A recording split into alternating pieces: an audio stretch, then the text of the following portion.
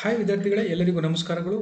ನಾನು ಕೃಷ್ಣ ನಾಯ್ಕ್, ರಾಜ್ಯಶಾಸ್ತ್ರ ಸಹಾಯಕ ಪ್ರಾಧ್ಯಾಪಕರು, ಸರ್ಕಾರಿ ಪ್ರಥಮ ದರ್ಜೆ ಕಾಲೇಜು, ಕುಮಟಾ, ಉತ್ತರ ಕನ್ನಡ ಜಿಲ್ಲೆ.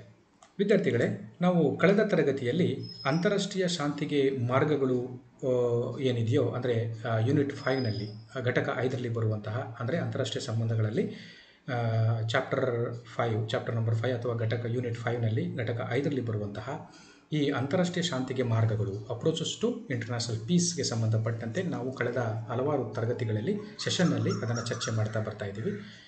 ಕಳೆದ ಒಂದು ತರಗತಿಯಲ್ಲಿ ನಾವು ಅಂತಾರಾಷ್ಟ್ರೀಯ ವಿವಾದಗಳ ಶಾಂತಿಯುತ ಇತ್ಯರ್ಥ ಪಾರ್ಟ್ 2 ಅಥವಾ ಭಾಗ 2ರಲ್ಲಿ ಅಂತಾರಾಷ್ಟ್ರೀಯ ವಿವಾದಗಳ ಶಾಂತಿಯುತ ಇತ್ಯರ್ಥ ಮತ್ತು ವಿಶ್ವಸಂಸ್ಥೆ, ಅದರಲ್ಲಿ ಬರುವಂಥ ವಿಶ್ವಸಂಸ್ಥೆಯಲ್ಲಿ ಬರುವಂತಹ ಸಾಮಾನ್ಯ ಸಭೆ ಅಥವಾ ಈ ಭದ್ರತಾ ಮಂಡಳಿ ಯಾವ ರೀತಿಯಲ್ಲಿ ಅಂತಾರಾಷ್ಟ್ರೀಯ ವಿವಾದಗಳನ್ನು ಶಾಂತಿಯುತವಾಗಿ ಬಗೆಹರಿಸ್ತವೆ, ಯಾವ ಯಾವ ವಿಧಾನಗಳ ಮೂಲಕ, ಯಾವ ಯಾವ ಸಾಧನಗಳ ಮೂಲಕ ಅದು ವಿವಾದಗಳನ್ನು ಬಗೆಹರಿಸುತ್ತೆ ಎಂಬ ವಿಚಾರವನ್ನು ನಾವು ಅದರಲ್ಲಿ ವಿವರವಾಗಿ ಕೂಲಂಕುಷವಾಗಿ ನಾವು ಅದನ್ನು ಕಳೆದ ತರಗತಿಯಲ್ಲಿ ಚರ್ಚೆಯನ್ನು ಮಾಡಿದ್ದೇವೆ.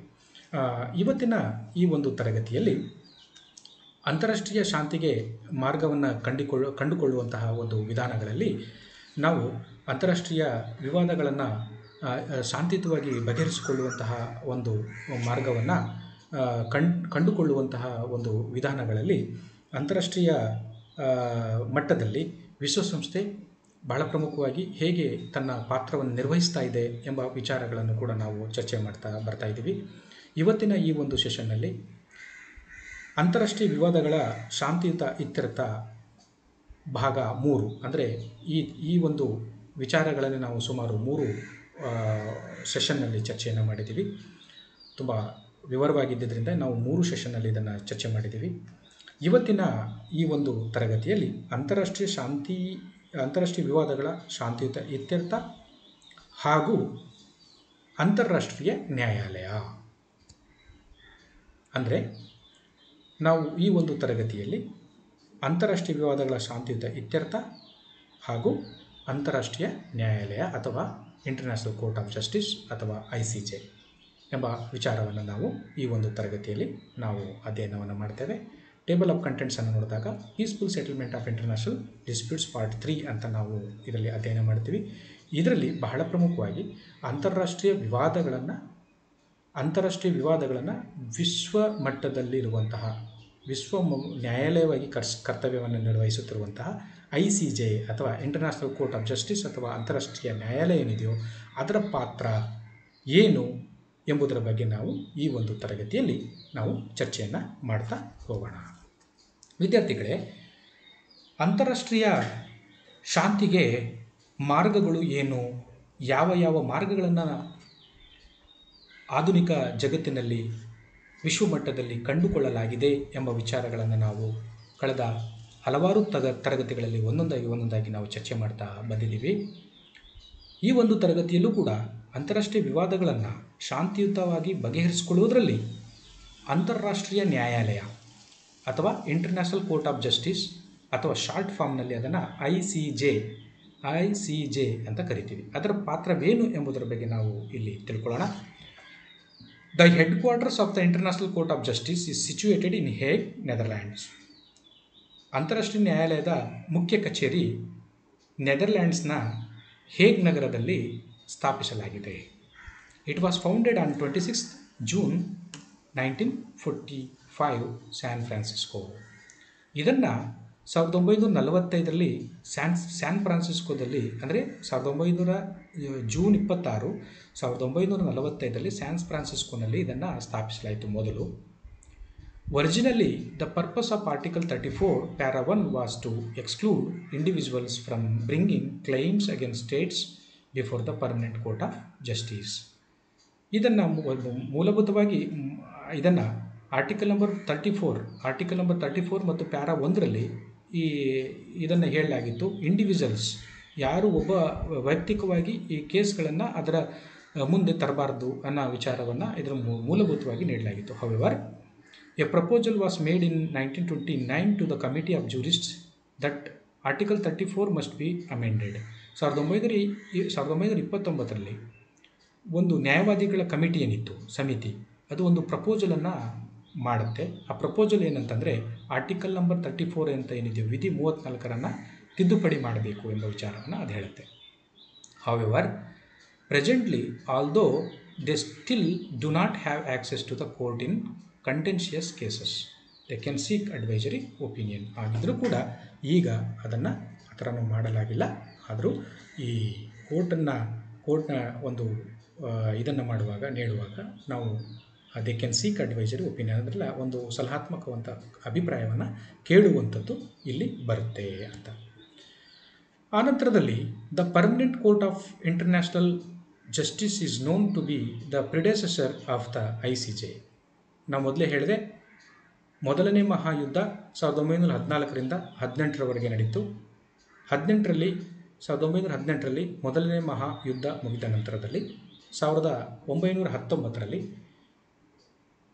ಲೀಗ್ ಆಫ್ ನೇಷನನ್ನು ರಾಷ್ಟ್ರಸಂಘವನ್ನು ಸ್ಥಾಪನೆ ಮಾಡಿಕೊಳ್ಳಲಾಯಿತು. ಏಕೆಂದರೆ ಮೊದಲನೇ ಮಹಾಯುದ್ಧದಲ್ಲಿ ಆದಂಥ ಅನಾಹುತಗಳು, ಸಾವು ನೋವುಗಳನ್ನು ತಡೆಗಟ್ಟುವುದರ ಸಲುವಾಗಿ ಮುಂದಿನ ಭವಿಷ್ಯತ್ತಿನಲ್ಲಿ ಎರಡನೇ ಮಹಾಯುದ್ಧ ನಡಿಬಾರದು ಎಂಬ ದೃಷ್ಟಿಯಿಂದ ಜಗತ್ತಿನ ಹಲವಾರು ನಾಯಕರುಗಳು ಸೇರಿಕೊಂಡು ಲೀಗ್ ಆಫ್ ನೇಷನ್ಸ್ ಅಥವಾ ರಾಷ್ಟ್ರಸಂಘವನ್ನು ಸ್ಥಾಪನೆ ಮಾಡಿಕೊಂಡಿರುವಂಥದ್ದನ್ನು ನೋಡ್ತೇವೆ. ಆ ರಾಷ್ಟ್ರಸಂಘದ ಒಂದು ಭಾಗವಾಗಿ ಆನಂತರದಲ್ಲಿ permanent court of international justice ಅಂತ ಆ ಸಂದರ್ಭದಲ್ಲೇ ಅಂತಾರಾಷ್ಟ್ರೀಯ ಮಟ್ಟದ ಅಂತಾರಾಷ್ಟ್ರೀಯ ಶಾಶ್ವತ ನ್ಯಾಯಾಲಯವನ್ನಾಗಿ ನಾವು ಆ ಸಂದರ್ಭದಲ್ಲಿ ಸ್ಥಾಪನೆ ಮಾಡಿದ್ವಿ. Which means before the creation of the international court of justice disputes of the parties were to be settled by the permanent court of international justice. ಅಂಥ ಸಂದರ್ಭದಲ್ಲಿ ಯಾವುದೇ ವಿವಾದಗಳಿದ್ದರೆ ಅದನ್ನು ನ್ಯಾಯಾಲಯದ ಮೂಲಕನೂ ಬಗೆಹರಿಸಿಕೊಳ್ಳುವಂಥ ಒಂದು ಅವಕಾಶ ಇತ್ತು. ಅದು ಅಂತಾರಾಷ್ಟ್ರೀಯ ಶಾಶ್ವತ ನ್ಯಾಯಾಲಯಕ್ಕೆ ಅದು ಅವಕಾಶವನ್ನು ಮಾಡಿಕೊಟ್ಟಿತ್ತು. ಲೀಗ್ ಆಫ್ ನೇಷನ್ ಸ್ಥಾಪನೆಯಾದಾಗ ಅಂತಾರಾಷ್ಟ್ರೀಯ ಶಾಶ್ವತ ನ್ಯಾಯಾಲಯದ ಸ್ಥಾಪನೆ ಆಗಿತ್ತು. It's jurisdiction depends entirely on the willingness of the parties involved. ಇದರ ಒಂದು ನ್ಯಾಯಾಂಗ ವ್ಯಾಪ್ತಿ ಏನಿದೆ ಅಂದರೆ ಕಾರ್ಯವ್ಯಾಪ್ತಿ, ಇದು ಹೆಚ್ಚು ಕಡಿಮೆ ಎಲ್ಲ ಅದರಲ್ಲಿ ಭಾಗಿಯಾಗುವಂತಹ ಪಾರ್ಟೀಸ್ ಏನು ಬರ್ತಾವೋ, ಪಕ್ಷಗಳೇನು ಬರ್ತಾವೋ ಅದರ ಒಂದು ಇಚ್ಛೆಗೆ ಒಳಪಟ್ಟಿರುವಂಥದ್ದು. Its jurisdiction depends entirely on the willingness of the parties involved. This along with arbitration is commonly known as the judicial way of settling a dispute. ಅದರ ಜೊತೆಗೆ ಆರ್ಬಿಟ್ರೇಷನ್ ರಾಜಿ ಪಂಚಾಯಿತಿ ಮಾಡೋದಿದೆಯಲ್ಲ, ಅದು ಕೂಡ ಈ ನ್ಯಾಯಾಂಗದ ವಿಚಾರವನ್ನು ಅಂದರೆ ಯಾವುದೇ ವಿವಾದಗಳನ್ನು ನ್ಯಾಯಯುತವಾಗಿ ಬಗೆಹರಿಸುವಂಥದ್ದಲ್ಲಿ ಬಹಳ ಪ್ರಮುಖವಾದಂಥ ಒಂದು ವಿಧಾನ ಆರ್ಬಿಟ್ರೇಷನ್, ರಾಜಿ panchayat. Consent of the parties is a prerequisite for the cases to be heard in the ICJ. ಅಂತಾರಾಷ್ಟ್ರೀಯ ನ್ಯಾಯಾಲಯದಲ್ಲಿ ಯಾವುದೇ ವಿವಾದಗಳನ್ನು ಬಗೆಹರಿಸ್ಕೋಬೇಕು ಅಂತಂದರೆ, ಯಾವುದೇ ವಿವಾದ ಕೇಸ್ ಅಥವಾ ಯಾವುದೇ ಒಂದು ಸಮಸ್ಯೆಗಳನ್ನು ಬಗೆಹರಿಸ್ಕೋಬೇಕು ಅಂತಂದರೆ ಇಲ್ಲಿ ಆ ವಿವಾದಕ್ಕೆ ಒಳಪಟ್ಟಿರುವಂಥ ರಾಜ್ಯಗಳು ಏನು ಬರ್ತಾವೋ, ರಾಷ್ಟ್ರಗಳು ಏನು ಬರ್ತಾವೋ ಆ ರಾಷ್ಟ್ರಗಳ ಮಧ್ಯೆ ಒಂದು ಒಪ್ಪಿಗೆ ಇರಬೇಕು. ಬಲವಂತವಾಗಿ ಅಂತಾರಾಷ್ಟ್ರೀಯ ನ್ಯಾಯಾಲಯವು ಯಾವುದೇ ರಾಷ್ಟ್ರದ ಮೇಲೆ ಸ್ವತಃ ಒಂದು ಕೇಸನ್ನು ಹಾಕ್ಕೊಂಡು ಅಥವಾ ದಾವೆಯನ್ನು ಹೂಡಿ ಅದರ ವಿರುದ್ಧವಾಗಿ ಕ್ರಮವನ್ನು ತೆಗೆದುಕೊಳ್ಳುವುದಕ್ಕೆ ಸಾಧ್ಯವಿಲ್ಲ. ಅಂತಾರಾಷ್ಟ್ರೀಯ ನ್ಯಾಯಾಲಯದ ಒಂದು ಅಧಿಕಾರ ಏನಿದೆ ಅಂದರೆ, ಅಧಿಕಾರ ವ್ಯಾಪ್ತಿ ಏನಿದೆ, ಯಾವುದೇ ವಿವಾದಗಳು ತನಗೆ ಆ ಪಾರ್ಟಿಗಳ ಯಾವ ರಾಷ್ಟ್ರಗಳ ಮಧ್ಯೆ ವಿವಾದಗಳಿದ್ದಾವೋ ಆ ರಾಷ್ಟ್ರಗಳ ಒಪ್ಪಿಗೆ ಇದ್ದು ಅವು ಒಂದು ತಮ್ಮಲ್ಲಿ ರಿಕ್ವೆಸ್ಟನ್ನು ಮಾಡಿಕೊಂಡಾಗ ಮಾತ್ರ ಆ ಒಂದು ಸಮಸ್ಯೆಗಳನ್ನು ಬಗೆಹರಿಸಿಕೊಳ್ಳುವಂಥದ್ದು ಬರುತ್ತೆ ಅನ್ನೋದು ಒಂದು. While the judges of the court are appointed by the general assembly and the security council of the United Nations, the arbitrators are appointed by the parties themselves. ಈ ಅಂತಾರಾಷ್ಟ್ರೀಯ ನ್ಯಾಯಾಲಯದ ನ್ಯಾಯಾಧೀಶರುಗಳನ್ನು ವಿಶ್ವಸಂಸ್ಥೆಯ ಸಾಮಾನ್ಯ ಸಭೆ ಮತ್ತು ವಿಶ್ವಸಂಸ್ಥೆ ಭದ್ರತಾ ಮಂಡಳಿ ನೇಮಕವನ್ನು ಮಾಡಿದರೆ, ಈ ವಿವಾದಗಳನ್ನು ಬಗೆಹರಿಸೋದ್ರಲ್ಲಿ ರಾಜಿ ಪಂಚಾಯಿತಿಯನ್ನು ಮಾಡುವಂಥ ರಾಜಿ ಪಂಚಾಯಿತಿಕಾರರು ಏನು ಬರ್ತಾರೋ, ಸಂಧಾನಕಾರರು ಅಥವಾ ಆರ್ಬಿಟ್ರೇಟರ್ಸ್ ಅಂತ ಏನು ಕರಿತೀವೋ ಅವರನ್ನು ಆಯಾ ರಾಜ್ಯಗಳೇ, ಆ ಪಾರ್ಟಿಯಲ್ಲಿರುವಂಥ ರಾಷ್ಟ್ರಗಳೇ ಅವರನ್ನು ನೇಮಕ ಮಾಡಿಕೊಳ್ಳುವಂಥದ್ದು ಬರ್ತದೆ. There are 3 ways by which the International Court of Justice resolves the cases are that brought before it. ಅಂತಾರಾಷ್ಟ್ರೀಯ ನ್ಯಾಯಾಲಯವು ಈ ಸಮಸ್ಯೆಗಳನ್ನು, ವಿವಾದಗಳನ್ನು ಬಗೆಹರಿಸೋದಕ್ಕೆ 3 ಮಾರ್ಗಗಳನ್ನು, 3 ದಾರಿಗಳನ್ನು ಅದು ಹುಡುಕಿಕೊಂಡಿರುವಂಥದ್ದನ್ನು ನಾವು ನೋಡ್ತೇವೆ. ಅದರಲ್ಲಿ ಒಂದೇದು, parties can settle their dispute by themselves and cases can be withdrawn by the state or the court can give the verdict. ಪಾರ್ಟೀಸ್ಗಳು ಏನು ಮಾಡ್ಬೋದು, ತಮ್ಮಲ್ಲಿರುವಂತಹ ವಿವಾದಗಳನ್ನು ತಾವೇ ಬಗೆಹರಿಸ್ಕೊಂಡು ಅದನ್ನು ವಾಪಸ್ ತೆಗೆದುಕೊಳ್ಳುವಂಥದ್ದು ಬರುತ್ತೆ. ಅಥವಾ ಆ ನ್ಯಾಯಾಲಯವು ಒಂದು ಆದೇಶವನ್ನು ನೀಡುವಂಥದ್ರ ಮೂಲಕವೂ ಆಗುತ್ತೆ. ಎರಡನೇದು, international court of justice uses international laws are its guiding light. ಅಂತಾರಾಷ್ಟ್ರೀಯ ನ್ಯಾಯಾಲಯವು ತನ್ನ ತೀರ್ಪನ್ನು ನೀಡುವುದಕ್ಕೆ, ತಾನು ತೀರ್ಮಾನವನ್ನು ಮಾಡುವುದಕ್ಕೆ ಅಂತಾರಾಷ್ಟ್ರೀಯ ಕಾನೂನೇನಿದೆಯೋ ಅಂತಾರಾಷ್ಟ್ರೀಯ ಕಾನೂನನ್ನು ಅದು ಬಳಸಿಕೊಳ್ಳುತ್ತೆ ಅನ್ನೋದು ಎರಡನೇದು ಪಾಯಿಂಟು. ಮೂರನೇ ಪಾಯಿಂಟ್ ಏನಂತಂದರೆ, writing by experts is also refer to. ಯಾಕೆಂದರೆ ಕೆಲವು ಸಂದರ್ಭಗಳಲ್ಲಿ ಅಂತಾರಾಷ್ಟ್ರೀಯ ವಿವಾದಗಳನ್ನು ಬಗೆಹರಿಸಿರೋದಾಗಿರ್ಬೋದು, ಅಂತಾರಾಷ್ಟ್ರೀಯ ಕಾನೂನು ನಿಯಮಾವಳಿಗಳು, ಇದಕ್ಕೆ ಸಂಬಂಧಪಟ್ಟಂತೆ ಹಲವಾರು ವಿಚಾರಗಳ ಬಗ್ಗೆ ಈಗಾಗಲೇ ಎಕ್ಸ್ಪರ್ಟ್ಸ್ಗಳು, ತಜ್ಞರುಗಳು ತಮ್ಮ ಪುಸ್ತಕಗಳಲ್ಲಿ ಬರೆದಿರ್ತಾರೆ ಅಥವಾ ಹೇಳಿರ್ತಾರೆ. ಅಂಥ ವಿಚಾರಗಳನ್ನು ಕೂಡ ಸೈಟೇಷನ್ ಆಗಿ ನಾವು ರೆಫರೆನ್ಸ್ ಆಗಿ ಬಳಸ್ಕೊಂಡು ಅದನ್ನು ಕೂಡ ಹೇಳುವಂಥದ್ದು ಬರುತ್ತೆ. ಇದು 3 ಅಂಶಗಳು ಇಲ್ಲಿ ಕಂಡುಬರುತ್ತೆ. ICJ's primary function is known to be resolving disputes between sovereign states. ಅಂತಾರಾಷ್ಟ್ರೀಯ ನ್ಯಾಯಾಲಯವು ಈ ಸಾರ್ವಭೌಮ ರಾಷ್ಟ್ರಗಳ ನಡುವೆ ಇರುವಂತಹ ಒಂದು ಡಿಸ್ಪ್ಯೂಟ್ಸ್ ಏನಿದೆಯೋ ಅದನ್ನು ಬಗೆಹರಿಸುವಂತಹ ಸಾರ್ವಭೌಮಾಧಿಕಾರವನ್ನು ಹೊಂದಿರುವಂಥ ರಾಷ್ಟ್ರಗಳ ನಡುವೆ ಉದ್ಭವಿಸುವಂತಹ ವಿವಾದಗಳನ್ನು ಬಗೆಹರಿಸುವುದಕ್ಕೆ ಸಂಬಂಧಪಟ್ಟಂತೆ ಅದು ಒಂದು ಪ್ರಾಥಮಿಕ ಕಾರ್ಯವನ್ನು ಅದು ಹೊಂದಿದೆ ಎಂಬ ವಿಚಾರವನ್ನು ತಿಳ್ಕೋಬೇಕು. Only states can be parties to the dispute that is brought before it. ಯಾವ ರಾಷ್ಟ್ರಗಳು ಆ ಡಿಸ್ಪ್ಯೂಟ್ಸನ್ನು ಹೊಂದಿರ್ತವೋ ಆ ರಾಷ್ಟ್ರಗಳು ಮಾತ್ರ ಈ ICJನಲ್ಲಿ ಪಾರ್ಟಿಗಳಾಗಬಹುದು, ಪಕ್ಷಕಾರರಾಗಿ ತಮ್ಮ ಒಂದು ವಿವಾದಗಳನ್ನು ಅಲ್ಲಿ ಬಗೆಹರಿಸ್ಕೊಳ್ಳುವಂಥದ್ದು ಇರುತ್ತೆ ಅಂತ. ಆಮೇಲೆ the international court of justice has recently decided the Kulbhushan Jadhav case. ನಾವು ಇತ್ತೀಚೆಗೆ ನೋಡಿದಾಗ ಕುಲ್ಭೂಷಣ್ ಜಾಧವ್ ಕೇಸನ್ನು ನಾವು ನೋಡಿದ್ದೀವಿ. India and Pakistan were the parties to the dispute in this case. Kulbhushan Jadhav ವಿಚಾರದಲ್ಲಿ ಪಾಕಿಸ್ತಾನವೇನು ಮಾಡಿತು, ಕುಲ್ಭೂಷಣ್ ಜಾಧವ್ನನ್ನು ಒಬ್ಬ ಸ್ಪೈ ಅಂತ ಹೇಳಿಬಿಟ್ಟು, ಗೂಢಚಾರಿ ಅಂತ ಹೇಳಿಬಿಟ್ಟು ಸುಳ್ಳಾಗಿ ಅಥವಾ ಸುಳ್ಳು ಕತೆ ಕಟ್ಟಿ, ಕುಲ್ಭೂಷಣ್ ಜಾಧವ್ ಅವರು ಇಂಡಿಯನ್ ನೇವಿಯಲ್ಲಿ ಒಬ್ಬರು ಆಫೀಸರ್ ಆಗಿದ್ದರು. ಅವರು ಇರಾನ್ನ ಒಂದು ಚಾಬಹಾರ್ ಬಂದರ್ ಕೆಲಸವನ್ನು ಮಾಡ್ತಿದ್ದಾಗ ಬೇಕು ಅಂತಲೇ ಈ ಪಾಕಿಸ್ತಾನದ ಮಿಲಿಟರಿ ISIನ ಒಂದು ನೇತೃತ್ವದಲ್ಲಿ ಕುಲ್ಭೂಷಣ್ ಜಾಧವ್ ಅವರನ್ನು ಒಂದು ಅರೆಸ್ಟ್ ಮಾಡಿಕೊಂಡು ತೆಗೆದುಕೊಂಡು ಹೋಗಿ ಜೈಲಲ್ಲಿ ಹಾಕಿರ್ತಾರೆ ಪಾಕಿಸ್ತಾನದಲ್ಲಿ. ಕುಲ್ಭೂಷಣ್ ಜಾಧವ್ ಮೇಲೆ ಸ್ಪೈಯಿಂಗ್ ಚಾರ್ಜಸನ್ನು, ಅಂದರೆ ಅವರ ಮೇಲೆ ಒಂದು ಗೂಢಚಾರಿಕೆ ಮಾಡಿದ್ದ ಆಪಾದನೆಯನ್ನು ಹೊರಿಸಿ ಸುಳ್ಳು ಕಥೆಯನ್ನು ಕಟ್ಟಿ ಅವರನ್ನು ಜೈಲಲ್ಲಿ ಹಾಕಿ ನಂತರದಲ್ಲಿ ಅವರನ್ನು ಗಲ್ಲಿಗೆ ಏರಿಸುವಂಥದ್ದು ಒಂದು ಪ್ರಸಂಗ ಕೂಡ ಬರ್ತದೆ. ಅಂಥ ಸಂದರ್ಭದಲ್ಲಿ ಭಾರತ ಏನು ಮಾಡುತ್ತೆ, ಅಂತಾರಾಷ್ಟ್ರೀಯ ನ್ಯಾಯಾಲಯದಲ್ಲಿ ಇದರ ಬಗ್ಗೆ ಒಂದು ಕೇಸನ್ನು ಹಾಕುತ್ತೆ. ಅದರಲ್ಲಿ ಭಾರತ ಮತ್ತು ಪಾಕಿಸ್ತಾನ ಎರಡೂ ಕೂಡ ಪಾರ್ಟಿಯಾಗಿದ್ವು. ಆ ಕೇಸು ನಡೆದು ಭಾರತ ಮತ್ತು ಪಾಕಿಸ್ತಾನ ನಡುವೆ ಕುಲ್ಭೂಷಣ್ ಜಾಧವ್ ಕೇಸು ನಡೀತದೆ. Jadhav was a retired Indian navy officer and was sentence to death by the Pakistani military court.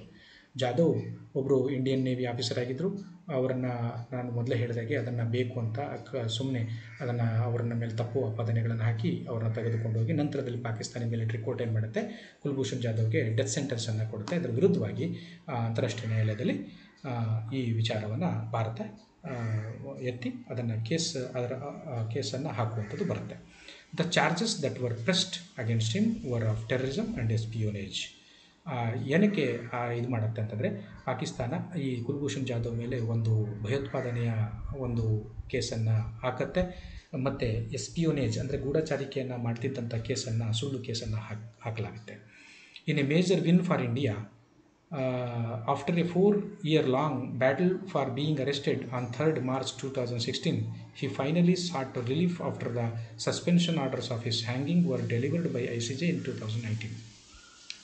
ಒಂದು ದೊಡ್ಡ ಜಯ ಭಾರತಕ್ಕೆ ಸಿಗುತ್ತೆ. ಸುಮಾರು 4 ವರ್ಷಗಳ ಒಂದು ಸುದೀರ್ಘವಾದಂತಹ ಒಂದು ಕಾನೂನು ಹೋರಾಟ ಅಂತಾರಾಷ್ಟ್ರೀಯ ನ್ಯಾಯಾಲಯದಲ್ಲಿ ಬರುತ್ತೆ. ಆ ಸುದೀರ್ಘವಾದಂತಹ ಒಂದು ಹೋರಾಟದಲ್ಲಿ ಭಾರತಕ್ಕೆ ಒಂದು ದೊಡ್ಡ ಜಯ ಸಿಗುತ್ತೆ. ಅದು ಅವರನ್ನು ಮಾರ್ಚ್ 3, 2014ರಲ್ಲಿ ಸೆರೆ ಹಿಡಿಯಲಾಗುತ್ತೆ.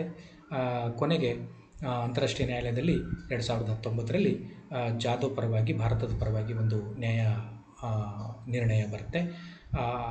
ಕುಲಭೂಷಣ್ ಜಾಧವ್ ಏನು ಡೆತ್ ಸೆಂಟೆನ್ಸ್ ಏನಿತ್ತು ಅದನ್ನು ಸಸ್ಪೆನ್ಷನ್ನಲ್ಲಿ ಇಡೋಕ್ಕೆ ಒಂದು ಆರ್ಡರ್ ಕೂಡ ಆಗತ್ತೆ 2019ರಲ್ಲಿ. ವಿದ್ಯಾರ್ಥಿಗಳೇ, ಇಲ್ಲಿಯವರೆಗೆ ನಾವು ಅಂತಾರಾಷ್ಟ್ರೀಯ ಸಂಬಂಧಗಳು ಇದರಲ್ಲಿ ಬರುವಂತಹ ಏನು ಕೊನೆಯ ಒಂದು ಯೂನಿಟ್ ಘಟಕ 5 ಯೂನಿಟ್ ನಂಬರ್ 5 ಏನಿದೆಯೋ ಈ ಘಟಕದಲ್ಲಿ ಬರುವಂತಹ ಸುಮಾರು 10 ಯೂನಿಟ್ಗಳನ್ನು ನಾವು ಕಳೆದ 10 ಸೆಷನ್ನಲ್ಲಿ ತರಗತಿಯಲ್ಲಿ ನಾವು ಚರ್ಚೆಯನ್ನು ಮಾಡಿದ್ದೀವಿ. ಇದರ ಬಗ್ಗೆ ಸಾಕಷ್ಟು ವಿಚಾರಗಳನ್ನು ನಾವು ತಿಳ್ಕೊಂಡಿದ್ದೀವಿ.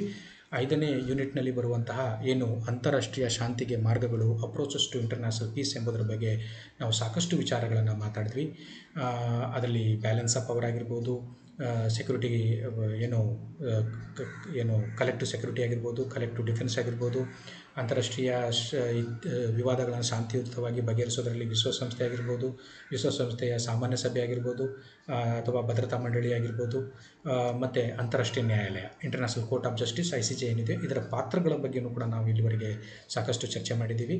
ನಿಮಗೆ ಇದರ ಬಗ್ಗೆ ಇನ್ನೂ ಹೆಚ್ಚಿನ ಮಾಹಿತಿ ಬೇಕು ಅಂತಂದರೆ ಪಾಮರ್ ಆ್ಯಂಡ್ ಪರ್ಕಿನ್ಸ್ ಬರೆದಿರುವಂಥ international relations in transition in the world community, Michael G. Roskin, Nicholas O. Berry ಅವರು ಬರೆದಿರುವಂಥ the new world of international relations, Peter Calvocoressi ಅವರು ಬರೆದಿರುವಂಥ ವರ್ಲ್ಡ್ ಪಾಲಿಟಿಕ್ಸ್ 1945-2000, ವಿನಯ್ ಕುಮಾರ್ ಮಲ್ಹೋತ್ರಾ ಅವರು ಬರೆದಿರುವಂಥ ಇಂಟರ್ನ್ಯಾಷನಲ್ ರಿಲೇಷನ್ಸ್, ವಂದನಾ ವಿ ಬರೆದಿರುವಂತಹ theory of international relations, ಇದು ಇಂಗ್ಲೀಷ್ನಲ್ಲಿದೆ.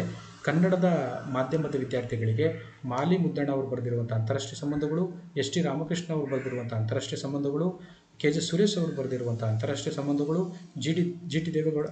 T D Deve Gowda ಅವರು ಬರೆದಿರುವಂತಹ ಅಂತಾರಾಷ್ಟ್ರೀಯ ಸಂಬಂಧಗಳು, ಎನ್ ಬಿ ಪಾಟೀಲ ಮತ್ತು ಜಿ ಬಿ ಶೀಲವಂತರ ಅವರು ಬರೆದಿರುವಂಥ ಅಂತಾರಾಷ್ಟ್ರೀಯ ಸಂಬಂಧಗಳು ಮತ್ತು ಅಂತಾರಾಷ್ಟ್ರೀಯ ಸಂಸ್ಥೆಗಳು ಎಂಬ ಪುಸ್ತಕಗಳನ್ನು ತೆಗೆದುಕೊಂಡು ನೀವು ಓದಿದೆಯಾದರೆ ಏನು ಅಂತಾರಾಷ್ಟ್ರೀಯ ಶಾಂತಿಗೆ ಇರುವಂತಹ ಮಾರ್ಗಗಳು, ಅಪ್ರೋಚಸ್ ಟು ಇಂಟರ್ನ್ಯಾಷನಲ್ ಪೀಸ್ಗೆ ಸಂಬಂಧಪಟ್ಟಂತೆ ನೀವು ಹೆಚ್ಚಿನ ಮಾಹಿತಿ ಮತ್ತು ಇನ್ನೂ ಹೆಚ್ಚಿನ ಜ್ಞಾನವನ್ನು ಪಡೆದುಕೊಳ್ಳೋದಕ್ಕೆ ಸಾಧ್ಯ ಆಗುತ್ತೆ ಅಂತ ಹೇಳ್ತಾ ನಾನು ಇಲ್ಲಿಗೆ ಈ ತರಗತಿಯನ್ನು ಈ ಸೆಷನ್ನ ಮುಗಿಸ್ತಾ ಇದ್ದೇನೆ.